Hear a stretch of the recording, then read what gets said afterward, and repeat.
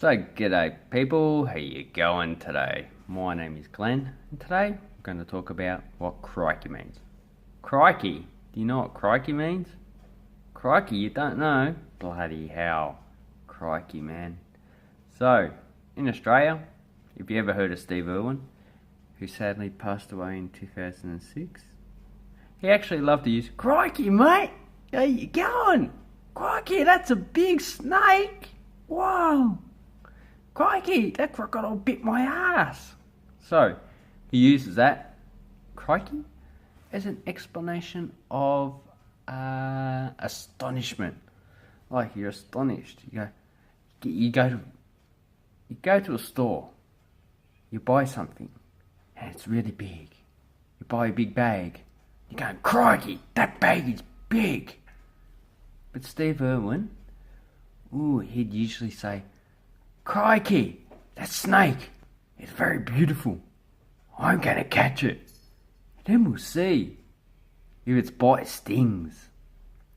So, crikey is a term for astonished.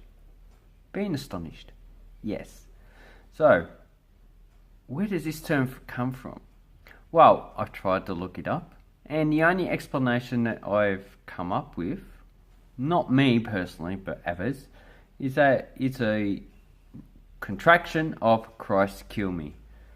Now, I'm not bloody sure how someone got Christ kill me, because quite obviously Jesus is not going to kill you. His message was love and peace. So, for Jesus to get a pen and stab you like 50 times, I don't think so. So Christ kill me is more like, Christ, I'm not worthy. Please take me. Please take me to heaven or to hell, where I belong. So, that is where crikey probably comes from. The Middle Ages. But in Australia, we use it to be somewhere astonished. So you're going, crikey Glenn, your videos are shit.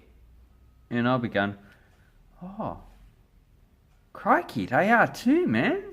Wow.